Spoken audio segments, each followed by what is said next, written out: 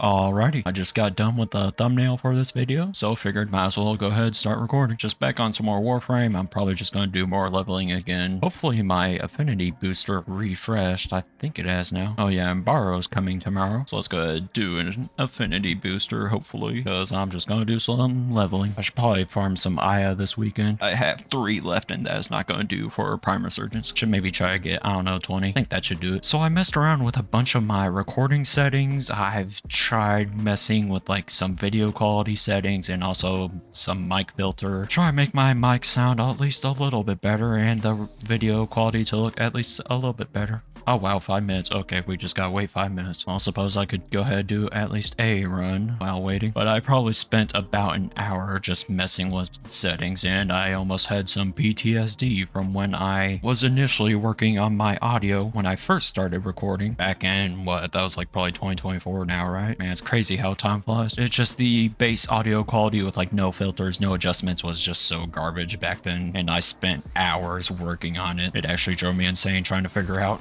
how to mess with it, because it's just constant. You tune some stuff and then you record it again and then you check it out and the video, then you have to do some more tuning and then test it again. It's a pain to try to audio test. The biggest pain is trying to test your recording quality for YouTube, because the problem with YouTube is that it kind of compresses your videos. So really you can record in 1080p, but YouTube compression will make it look more like 720p. I remember having a fit over it, because when I would record, I'd look at my base file and it would look completely fine, good quality, no issues with the bitrate, but then when I'd posted it to YouTube, it would look garbage. It's a pain, that's for sure. So I've done what I can now. I'm done messing with it. Only way my audio is going to get better is if I get a new mic, which I will do someday. So I didn't have any plans for this video. I was just like, yeah, I'm just gonna record and talk. We'll see whatever comes up. Typically throughout the day I can find at least something to talk about, but not too much has happened. Like Marathon came out earlier today. Its numbers are a little bit concerning. I know that Steam charts is not everything, but it at least gives somewhat a picture. I think it peaked at about 88,000 today, which is not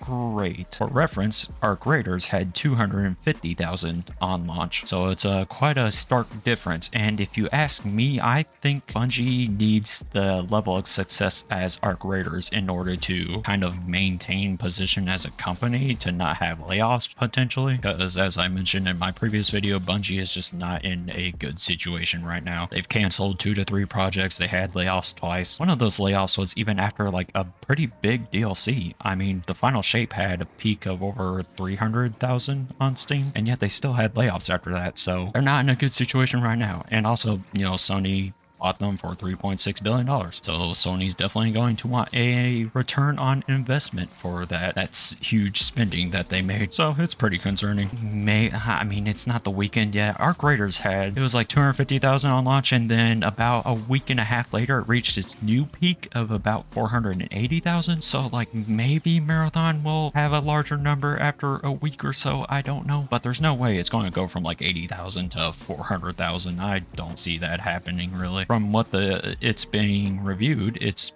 pretty good. I mean, it looks like 90% positive or 85% positive, something around there. So the people that have bought it and played it are for the most part enjoying it, which is good. I know that it's had like some issues, like the digital deluxe editions. People are not getting their bonuses that they supposed to get for buying the deluxe edition. That's kind of just typical for Bungie, to be honest. I mean, it happens all the time with Destiny. Whenever you buy a deluxe edition and you wait for the bonuses on Destiny, sometimes it shows up right away, sometimes it takes some time. So that's not really anything new, but we'll just have to see how things go. If layoffs happen, I will not be surprised, and I won't feel bad for Bungie. Exactly, I won't feel bad for the people that were responsible for the decisions to be working on 5 projects at once, and just like they're poor business decisions. I won't be feeling bad for any of those people. I'll feel bad for the regular the regular coworker that just tries to do what they're supposed to do. Like, I'm going to feel bad for like just the person making audio or coding, whatever. Not really gonna feel bad for like leadership and that stuff, right? Okay, now I can hopefully get the affinity booster. I think it's been 5 minutes. It's kind of funny though, because Marathon is somewhat getting mogged by a game called Slay the Spire 2. It came out today as well. I mean, now it's yesterday actually that it came out. It's a new day, right? I record these late at night. It is 1 a.m. currently. Let's say the Spire 2 came out. It's like an indie developer. I think the game costs like $30 roughly, and it has a peak of like 177,000 on Steam. Like, it's doing pretty well. It's just an early access too. Now, early access for like AAA games completely sucks. I don't think they should do that, and I'm not very lenient on them for putting a game in early access for AAAs, but for indie, it's a bit more reasonable. People are more relaxed on them. If an indie developer releases a game that's like, not completely finished, just puts it up in early access, people are more chill with them. They're more forgiving, more likely to give them some room to breathe. That's not quite going to be the case for AAA studios, as it shouldn't be, to be honest. AAA studios should really just be releasing full packaged games, and ideally for the live service ones, they still come as a full package, but they just simply get more content over time. Like, seeing that Marathon already had a roadmap, it kind of upsets me somewhat, because like, I understand, yeah, it's good to have plans going forward, of course, but it's like, really, I think that a live service game should release and then it shouldn't get any more content for about 3 months at least. And that's not to like try to like kill the game or make it boring or have people not have any content. The reason why it should not have any extra content for 3 months at least is because there's so much content in the launch of the game that you don't need any more content for months. Like, there's just so much to already do. That's how it should be. But we'll just see how things go. I'm not confident in the game. I'm not very optimistic. I can respect the people that are optimistic for situations like these. I just got tired of it. A lot of times when I was optimistic for something, it was typically just met with disappointment, and I got tired of it, so I kind of just temper my expectations. I try to think about things realistically, not from an optimistic or pessimistic point of view. I just go with whatever I believe is going to happen. So what else is there to talk about? Not gonna lie, it feels like I'm doing a solo podcast somewhat. I don't know if that, I don't think that's a thing, right? Is there anyone that does a solo podcast, like they don't have any guest or any other co-host? I feel like that's just a regular YouTuber or streamer. Like, I don't think that's a podcast thing. Maybe that's kind of like a radio host sort of thing. They kind of just talk about the news and whatnot, what's going on.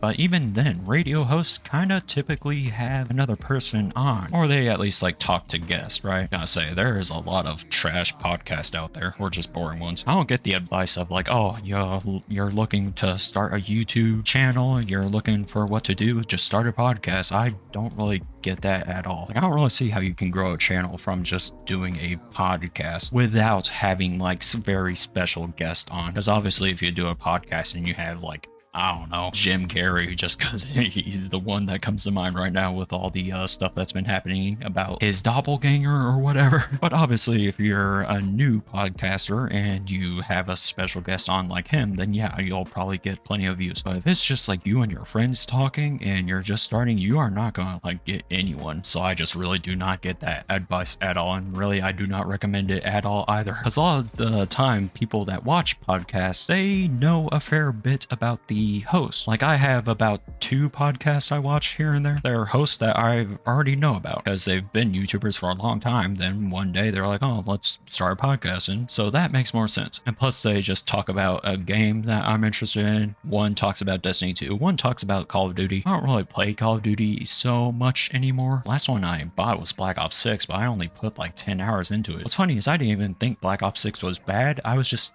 not too interested in PvP. Like, I didn't really have that itch yet. I had like a half itch or something. I think another thing is that whenever it comes to Call of Duty, I tend to just focus so much on camo grinding, and I was just not in the mood to camo grind. Like, I don't think it's bad at all to have a camo grind in a Call of Duty game. In fact, I think it's very good to have at least, one for a very special camo.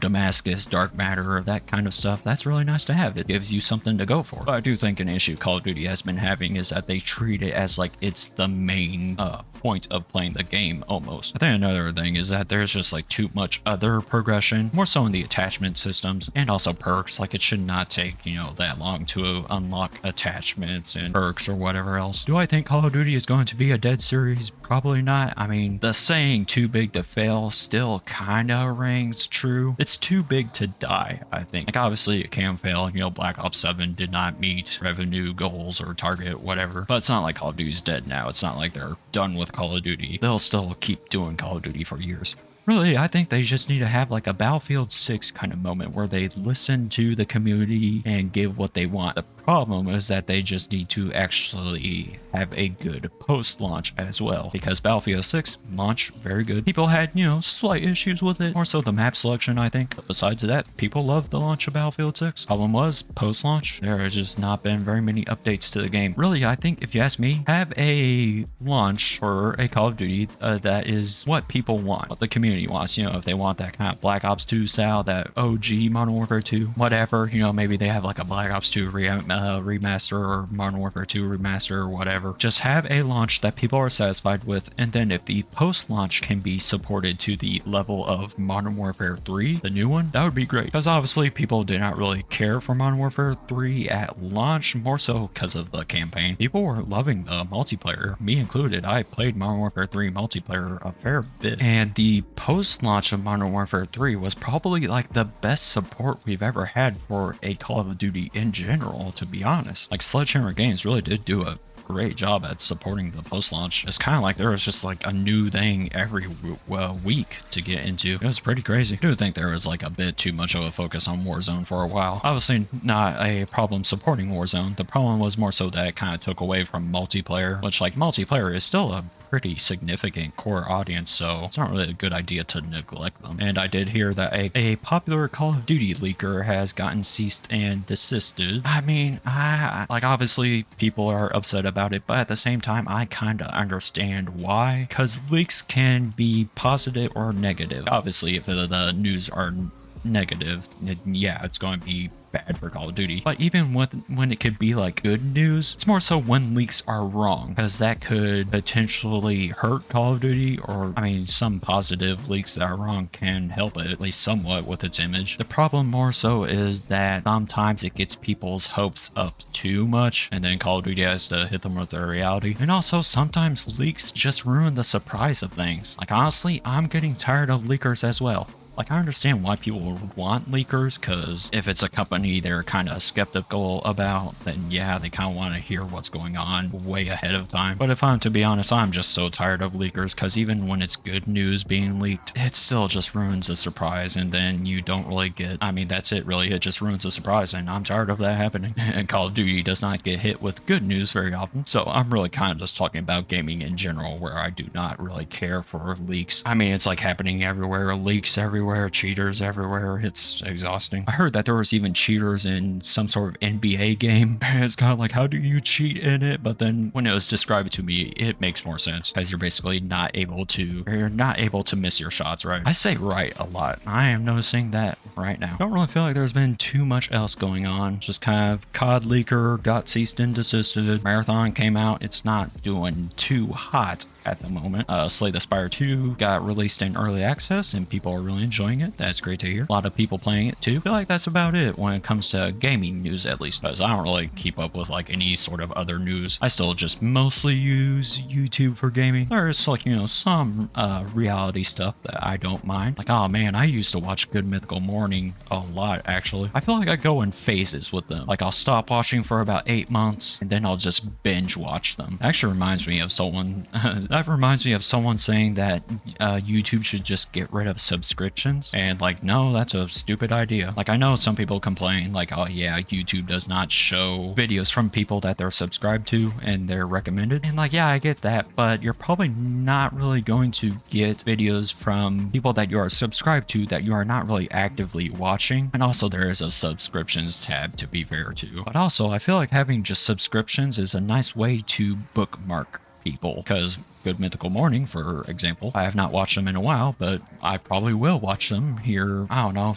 sometime, maybe in a few months, whatever. So it's like, yeah, I kind of remember them. They kind of stay on my radar by being in my subscriptions tab, or whatever, that little sidebar on the left. Like, I'm subscribed to them, so I basically have a bookmark of them. And it also helps for YouTubers that just do not upload very often. The Russian Badger comes to mind. He uploads like 5 times a year, it seems like. That's a slight exaggeration, but really, he does not upload that many times a year. It's like maybe 7 times at most about now, because he focuses a lot on the quality of his videos, which he does a very good job at them, that is for sure. But with him only uploading like once every month at most, it's kind of nice to have a subscription to him so that you can actually kind of bookmark him, because otherwise you're probably going to forget about him. Although I do know he streams somewhat regularly. Being able to subscribe to people, that kind of just helps as a bookmark. I know sometimes it can feel pointless because you don't exactly always get their videos shown in your recommended. As far as gosh, man, I am tripping over my words so much right now. As far as I'm aware, videos that are in your recommended some are from, completely new channels that you've never seen before, which of course, very nice for the channels, because maybe, I mean, that's how you discover new channels, right? That you could potentially be a fan of. But then also you get videos from people that you just watch regularly. Gosh, man, I'm not even like nervous, because I've gotten used to talking a bit more when it comes to like nerves. I used to be a little bit anxious over it, but not so much anymore. Now it's like either my brain thinks too fast or I talk faster than my brain can think, which is probably the second one, because my brain works pretty slow. Oh, come on, this thing is so close to MR30. Come on, please. Okay, thank you. I didn't want to do a whole new wave of that. As far as I'm aware, your recommended feed, it gets sent some new channels to explore, and it gets sent some videos from channels that you regularly watch. That's what I was trying to say. Anyway, I think that's gonna be it for oh no, oh gosh, sorry I burped. But that's gonna be it for now, probably. I actually have a different video planned for tomorrow. I was thinking about doing it today, but I was kind of like, I can do it tomorrow. It's no worries. Regardless, hope you guys enjoyed and have a nice day. I'll see you in whatever I do next.